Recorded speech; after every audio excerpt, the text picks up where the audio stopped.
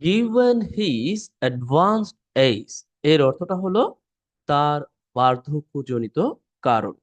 Here we see his advanced age, এর অর্থ তার বার্ধক্য বা তার অতিরিক্ত বয়স তাকে নির্দেশ করেছে।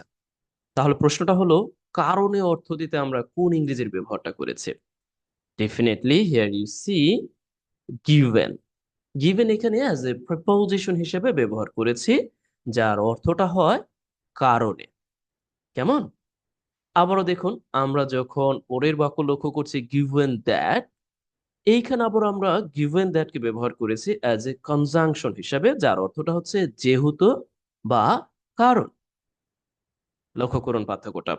এইখানে আমরা তৈরি করেছি অ্যাডভার্বিয়াল ফ্রেজ, আর এইখানে তৈরি করেছি আমরা অ্যাডভার্বিয়াল ক্লোজ। অর্থাৎ আমরা প্রিপোজিশন দিয়ে অ্যাডভার্বিয়াল ফ্রেজ তৈরি করতে পারি, আর আমরা দেখতে পাচ্ছি কনজাংশন দিয়ে কত সুন্দরভাবে আমরা অ্যাডভার্বিয়াল ক্লোজ তৈরি করতে পারি, তাই নয় কি? তাহলে আসুন আমরা একটু বিস্তারিত দেখি। গিভেন এর অর্থটা এখানে দিচ্ছে কারণে অর্থ প্রদানে। সাধারণত আমরা যখন অ্যাডভান্স লেভেলে পড়তে যাই, বিশেষ করে গার্ডিয়ান, ডেইলি স্টার, আরো যে ইংরেজি পত্রিকাগুলো আছে, তখন আমরা পাই। এরপরে আমরা যখন আইএলটিএস রিডিং প্যাসেজ পড়তে যাই, কম্প্রিহেনসিভ, বিশেষ করে রিডিং প্যাসেজ যেটা 3 থাকে, সেইখানে আমরা এটা লক্ষ্য করি যে একটু জটিল ভাবে বাক্য তৈরি করে ঠিক ওই সময় আপনারা এই ধরনের preposition or prepositional phrases or different type of adverbial phrases পাবেন। Here we see। এখন এই given এর পরিবর্তে আমরা এখানে আরো কি কি ব্যবহার করতে পারতাম, তাই না? আমরা এরকম কিছু দেখি। আমরা given এর পরিবর্তে ব্যবহার করতে পারতাম with। এখন বলতে পারেন এটা কেন? হ্যাঁ, given এর পরিবর্তে আমরা with ব্যবহার করে আমাদের যেই কারণে অর্থ দারুণ ভাবে আমরা প্রকাশ করতে পারি, রাইট? এটা কিভাবে পারি আমরা ইতিমধ্যে অবগত হয়েছি। প্রিপোজিশন যুক্ত করে আমরা অ্যাডভান্স লেভেলের কিভাবে ফ্রেজেস তৈরি করতে, দেখুন, জাস্ট আপনি যদি দিতেন with his advance age, just enough, তাহলেও অর্থটা দিত তার বার্ধক্যের কারণে। আবারও আপনি যদি এইখানে উইথ এর পরিবর্তে বিকজ অফ ব্যবহার করতেন, নো প্রবলেম, তাও হতো। আবার আপনি চাইলে ডিউ টু দিতে পারতেন, তাও হতো। আবার আপনি চাইলে এইখানে ওয়িং টু দিতে পারতেন, যেটা আমরা ইউজুয়ালি ব্যবহার করে থাকি, ওয়িং টু, কারণে। আবার আপনি চাইলে attributable to, এটাও দিতে পারতেন। তবে সাধারণত এই সেন্সে ব্যবহার হয় না, তবে এর অর্থটা হচ্ছে কারণে, এইটা আপনি জেনে নিতে পারেন। এরপর আপনি দিতে পারেন by reason of, prepositional phrases হিসেবে, এটাও আপনি এখানে ব্যবহার করতে পারেন, অর্থাৎ কারণে, by reason of. At the same time এটাও ব্যবহার করতে পারেন অ্যান্ড বাই ভার্চু অফ, এর অর্থটা হচ্ছে কারণে, বাই ভার্চু অফ, কারণে। আরেকটি দিতে পারেন, যদিও একটু ডিফারেন্ট অর্থ আছে, and for the psych of, that means বলে বা কারণে, whatever। এছাড়াও আপনি বলতে পারেন, আরেকটা আছে থ্যাঙ্কস টু। থ্যাঙ্কস টু আমরা যখন অ্যাডভান্স লেভেলের ইংরেজি পড়তে যাই তখন পাই। থ্যাঙ্কস টু এর অর্থটা হচ্ছে ফলে। আবার এইখানেও আপনি ব্যবহার করতেন কারণে, দ্যাট মিনস ফলে, কারণে। যেমন হয় না, আপনি বললেন যে থ্যাঙ্কস টু দ্য ইন্টারনেট, ইন্টারনেটের কারণে বা ইন্টারনেটের ফলে, এই যে যে সেন্সটা প্রদান করার জন্য, অর্থাৎ আমরা এইখানে কারণে অর্থ প্রদানে আমাদের প্রয়োজনে আমরা অনেকগুলো প্রিপোজিশনাল ফ্রেজেস এর সাথে আমরা পরিচিত হলাম। হিয়ার ইউ সি, আমি এখানে রিডিং স্কিল অ্যান্ড ভোকাবুলারিজ রেখেছি এই কারণেই যে আমরা একই সাথে যখন পড়তে যাব এগুলোর অর্থ দারুণ ভাবে যখনই পাবো আমরা অর্থ উদ্ঘাটন করতে পারবো। আর দ্বিতীয়ত কতগুলো প্রিপোজিশনাল ফ্রেজের সাথে, অ্যাডভার্বিয়াল ফ্রেজের সাথে পরিচিত হয়ে গেলাম। আসুন এখন আমরা এইখানে দেখতে পারি। আপনি চাইলে এর কিছু অর্থ, ওকে আমি একটু অর্থ প্রকাশ করি, নতুবা আবার কেমন দেখায়। অর্থাৎ professor CR Arba, sorry Abrar my teacher and is being aid, অর্থাৎ তাকে যুক্ত করা হচ্ছে। আমরা জানি যে যখন বিশেষ করে প্যাসিভ সেন্টেন্স তৈরি করি তখন আমরা এভাবে লিখি, অর্থাৎ যুক্ত করা হচ্ছে কন্টিনিউয়াস টেন্সে।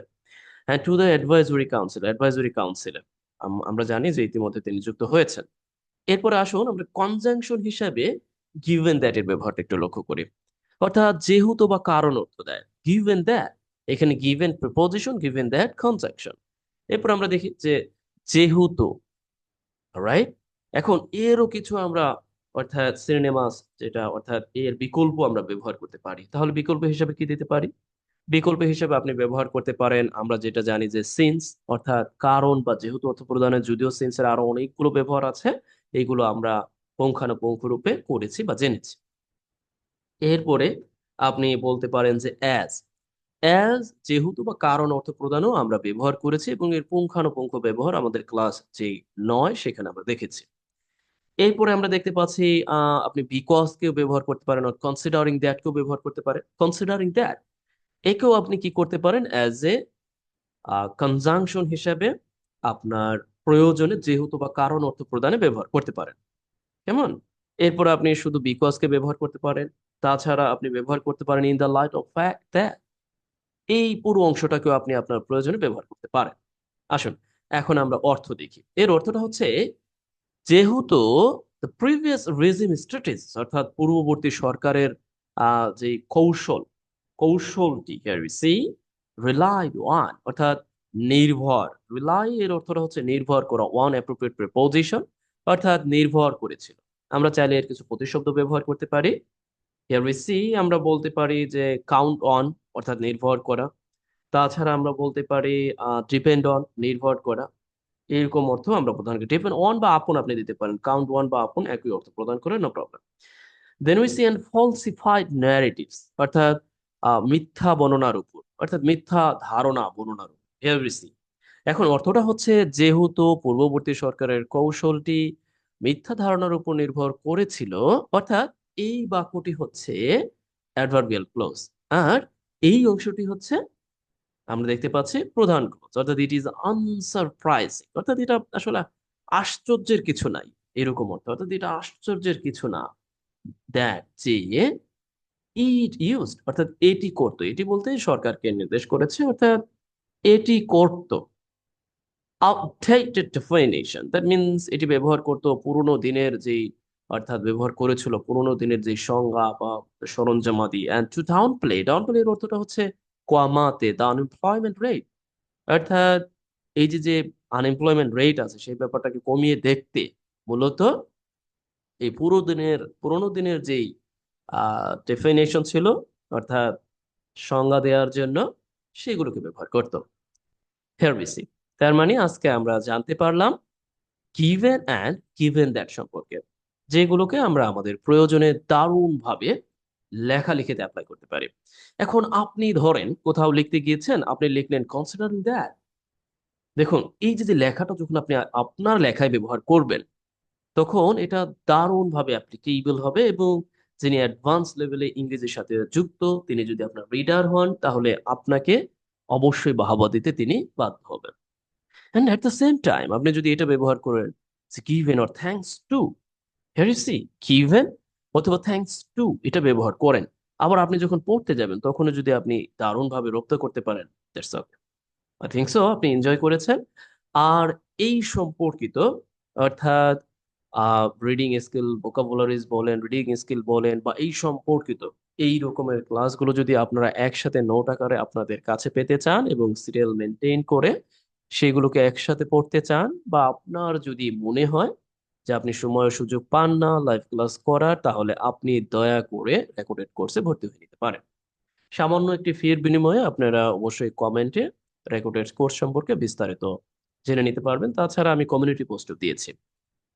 তাহলে আজ এই পর্যন্তই। খুব শীঘ্রই দেখা হচ্ছে অন্য কোনো ভিডিওতে।